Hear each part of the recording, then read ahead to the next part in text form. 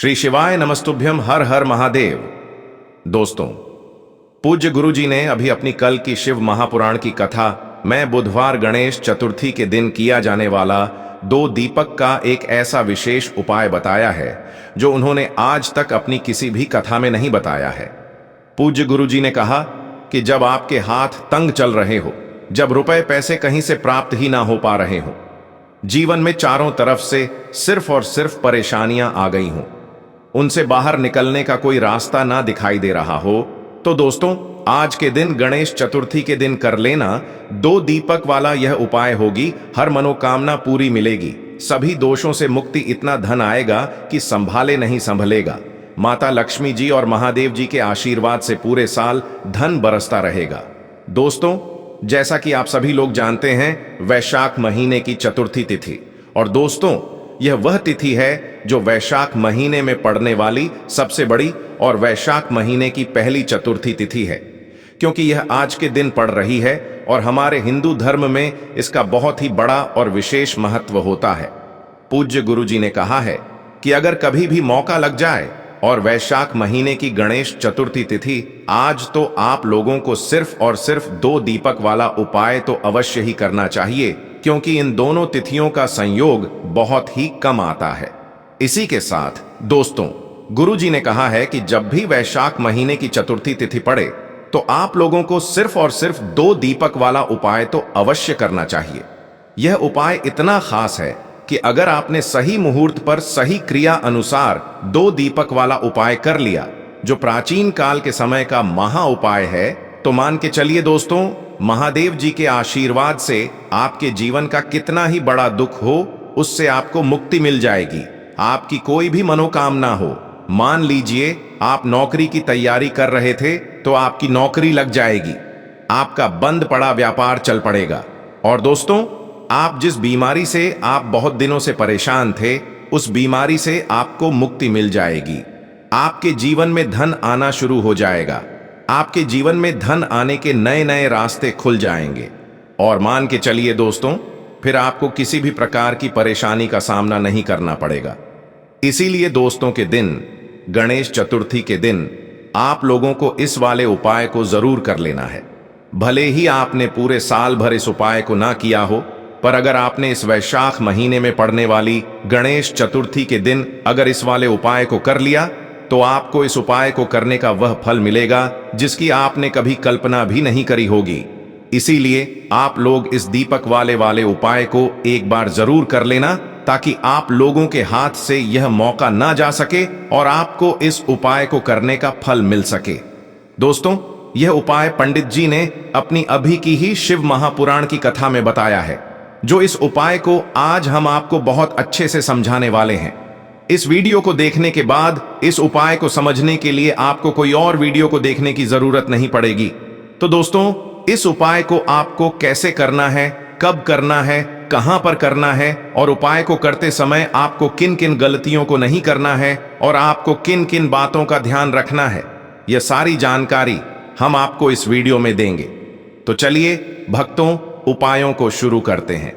अगर आप भी चाहते हैं कि महादेव जी का आशीर्वाद आप पर सदैव बना रहे, तो वीडियो को लाइक करें, चैनल को सब्सक्राइब करें और कमेंट बॉक्स में हर हर महादेव जरूर लिखें, और अपने फायदे के लिए, गरीबी दूर करने के लिए इस वीडियो को पूरा देखकर जाना। यदि आज आपने वीडियो को बीच बीच में से देखा, काट काट कर देखा, तो जीवन में आपको कभी सफलता हासिल भी नहीं होगी।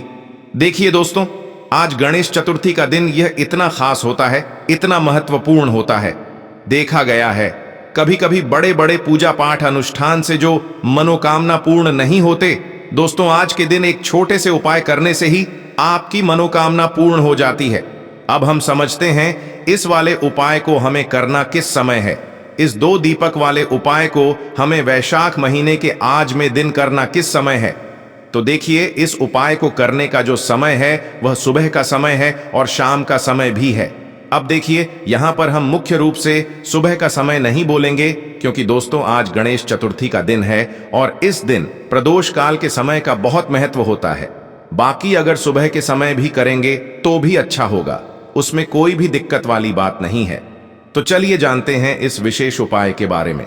लेकिन उससे पहले एक प्रार्थना, अगर आप इस चैनल पर नए हैं तो आप इस वीडियो को लाइक करें, चैनल को सब्सक्राइब करें और कमेंट बॉक्स में आप अपनी राशि या अपना नाम जरूर डाल दें, क्योंकि हम राशि से जुड़ा भाग्य भी बताते हैं और भाग्य में चल रही परेशानियों को दूर करने के लिए वह आसान से आसान उपाय भी बताते हैं।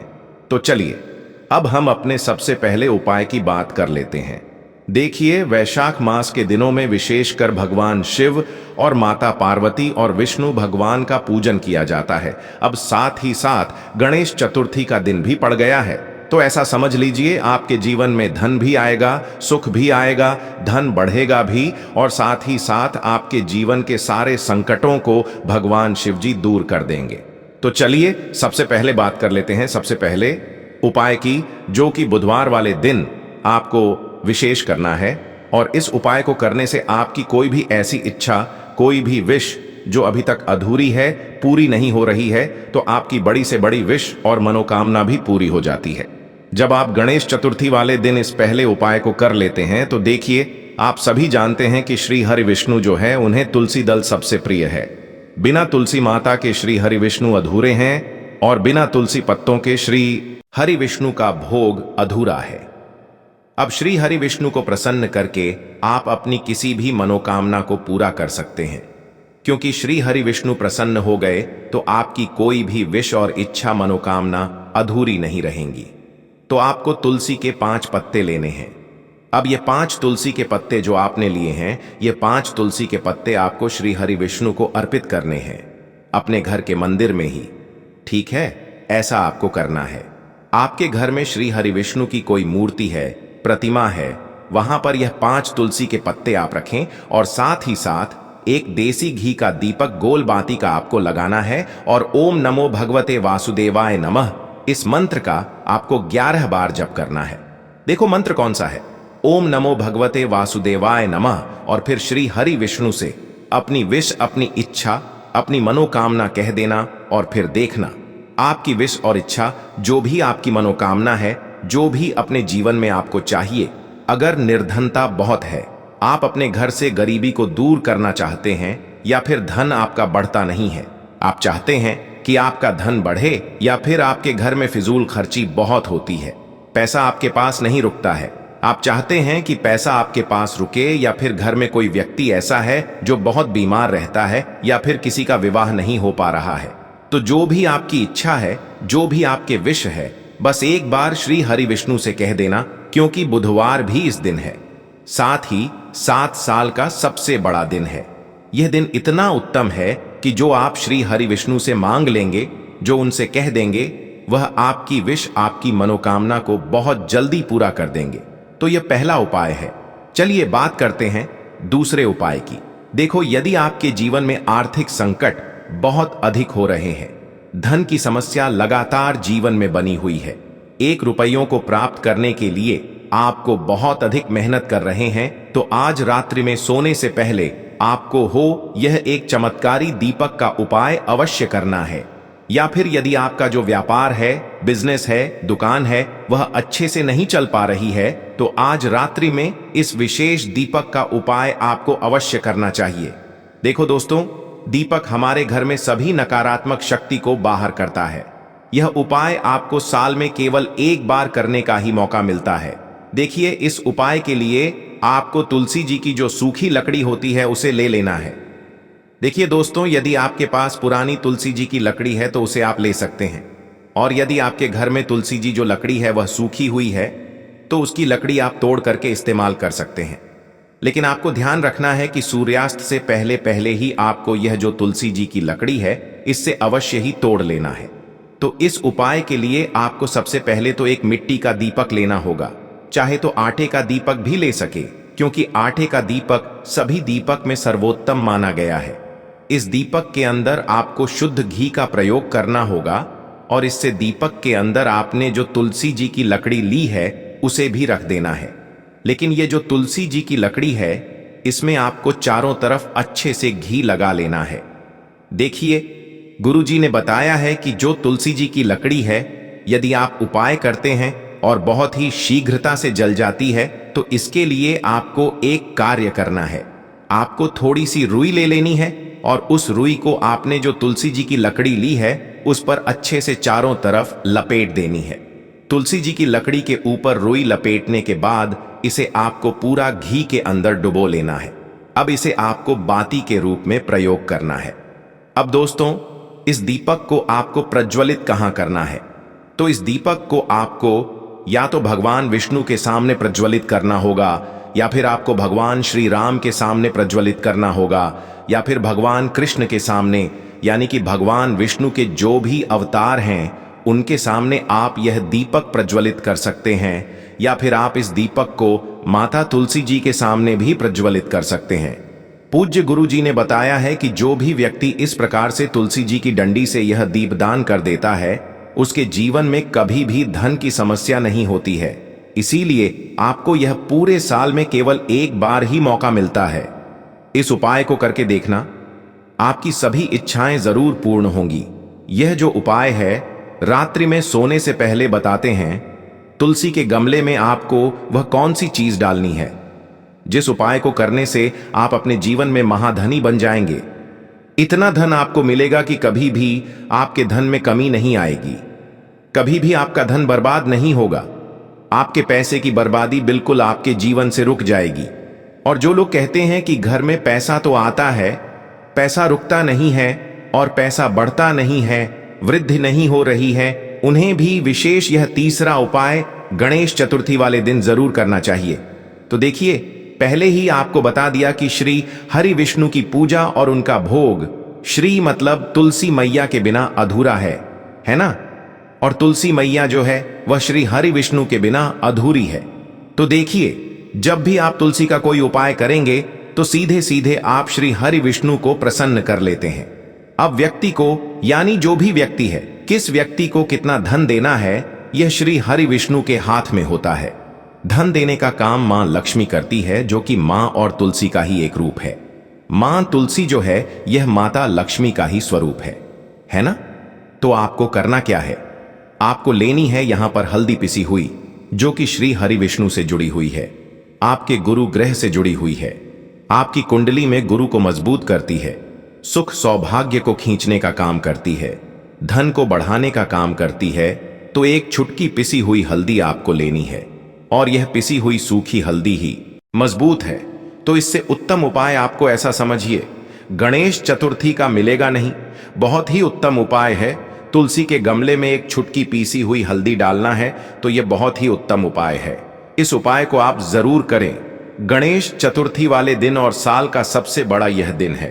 तो इस उपाय को करने से श्री हरि विष्णु और महादेव आपसे न केवल प्रसन्न होते हैं, आपसे इतना प्रसन्न हो जाते हैं कि जीवन में कभी आपके गरीबी और निर्धनता को नहीं आने देते हैं।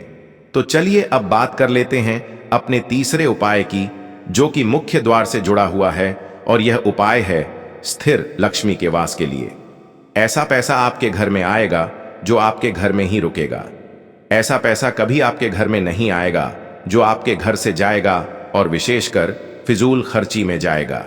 अब आधे से ज्यादा लोगों की यही समस्या होती है कि घर में पैसा तो आता है लेकिन बहुत जल्दी घर से चला जाता है या फिर फिजूल खर्ची में चला जाता है। तो धन की बर्बादी जिन लोगों के घर में हो रही है उन्हें विशेषकर यह तीसरा उपाय करना है, या जिन लोगों के पास बिल्कुल पैसा आना बंद हो गया है, सर पर लगातार कर्जा बढ़ रहा है, उन्हें भी यह विशेष तीसरा उपाय करना है। तो देखिए, आपको फिर से क्या लेना है? हल्दी लेनी है पीसी हुई, जो कि श्री हरि विष्णु से ही जुड़ी हुई है ना? पीसी हुई हल्दी लेनी है और थोड़ा सा पानी डालकर उसका गाढ़ा आपको पेस्ट बना लेना है। अब इसी हल्दी से आपको अपने घर में स्वास्तिक बनाने हैं। कितने स्वास्तिक? एक स्वास्तिक आपको बनाना है अपनी तिजोरी पर, जिसमें आप पैसा रखते हैं। चाहे तो आप संदूक में रखते हैं, अलमारी में रखते हैं, जिस चीज में भी पैसा रखते हैं, बस वहां पर हल्दी से एक स्वास्तिक बनाना है। दूसरा स्वस्तिक आपको कहां बनाना है? अपने घर के मंदिर में, है ना? और 2 स्वस्तिक आपको बनाने हैं अपने घर के मुख्य द्वार पर, बाहर की तरफ हल्दी से 4 स्वास्तिक आपको बनाने हैं। 2 स्वास्तिक मुख्य द्वार पर बाहर की तरफ, एक तिजोरी पर, है ना? और एक अपने घर के मंदिर में।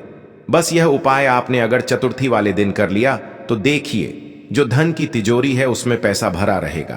कभी भी धन की तिजोरी धन से खाली नहीं होगी। क्योंकि जहां पर हल्दी का स्वस्तिक एक होता है वहां कभी धन की कमी नहीं होती है। हमेशा वहां पर धन की देवी माता लक्ष्मी वास करती हैं, क्योंकि हल्दी किससे जुड़ी हुई है? श्री हरि विष्णु से। और मां लक्ष्मी कहां होती है? जहां श्री हरि विष्णु वास करते हैं। अब बात करें कि आपके घर का मंदिर जो है उसमें अगर आप एक स्वास्तिक बनाते हैं तो आपके घर से ऊर्जा जो है पूरे में ऊर्जा फैलती है ना? तो आपके घर में पॉजिटिव एनर्जी बढ़ती है, सकारात्मक ऊर्जा बढ़ाती है। जब आप अपने घर के मंदिर में हल्दी का स्वस्तिक बनाते हैं, आपके घर से बुरी शक्तियां, नेगेटिव एनर्जी जैसी चीजें बिल्कुल आपके घर में नहीं रुकती हैं। मुख्य द्वार तो इतना उत्तम होता है कि मुख्य द्वार से ही मां लक्ष्मी की नजर सबसे पहले आपके मुख्य द्वार पर ही पड़ती है। और मुख्य द्वार पर अगर आपने हल्दी के स्वस्तिक बना दिए तो मां लक्ष्मी देखते ही प्रसन्न हो जाती है, क्योंकि यह श्री हरि विष्णु से जुड़ी हुई है ना? और हल्दी के स्वास्तिक जहां पर जो व्यक्ति अपने घर के मुख्य द्वार पर बनाते हैं, ऐसा समझ लीजिए मां लक्ष्मी उनके घर में वास करती ही करती है और कभी भी ऐसे घर को फिर छोड़कर नहीं जाती है। स्थिर लक्ष्मी का वास आपके घर में होगा। यह हल्दी के स्वास्तिक वाला उपाय गणेश चतुर्थी के दिन बहुत ही उत्तम है। साथ ही साथ कोशिश करें कि इस दिन गाय माता को हरी घास अवश्य खिलाएं। अगर आपको हमारी यह वीडियो पसंद आई हो तो हमारे इस वीडियो को लाइक करें, चैनल को सब्सक्राइब करें, कमेंट बॉक्स में लिखें हर हर महादेव, जय मां लक्ष्मी। अब बात करते हैं अगले उपाय की। यह उपाय आपके लिए सर्वश्रेष्ठ होने वाला है। देखिए, इस उपाय के लिए आपको मात्र 5 हरे मूंग के दाने ले लेना है। देखिए, तिथि है और यह बुधवार के दिन पड़ रही है, इसीलिए आपको 5 हरे मूंग के दाने लेना है। हरे मूंग के दाने आपको साबुत लेने हैं, खंडित नहीं होने चाहिए, इस बात का ध्यान रखें। और इसी के साथ में आपको एक तांबे के पात्र के अंदर अपने घर से शुद्ध जल ले लेना है।